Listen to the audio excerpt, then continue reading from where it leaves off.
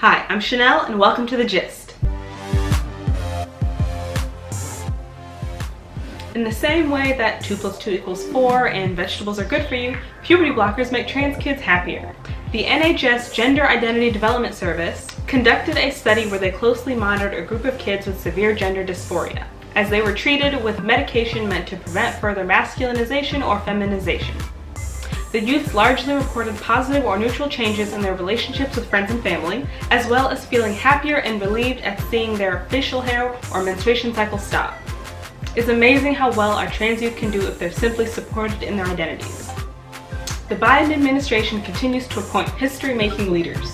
Pete Buttigieg has officially been sworn in as Secretary of Transportation, making him the first openly gay person to be appointed by the Senate to a full-time cabinet position. In addition, Ned Price is the first openly gay person to be named spokesperson for the U.S. State Department. The State Department is also planning to reinstate a position called the International Envoy on LGBT Human Rights, one that former President Obama introduced but former President Trump eliminated. New York has finally repealed a law that led to so many trans women of color being arrested that it was nicknamed the Walking While Trans ban. The law, introduced in 1976 to curb prostitution, allowed police to stop and frisk anyone belonging to a marginalized group for simply being outside. New York's Governor Andrew Cuomo acknowledged the injustices against trans women of color caused by the law as he struck it down. Condolences are in order for Maureen Colquhoun, the first out lesbian to serve in the House of Commons in Britain. She was a vocal feminist, LGBT activist, and supporter of sex workers.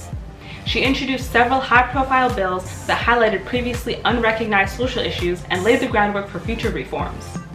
Living to age 92, she was a true trailblazer who left some very big shoes to fill. Now, for a serious reality check on the poor quality of life in countries that are aggressively anti-LGBT. 2 men were publicly caned for having consensual sex in Aceh, a conservative province in Indonesia.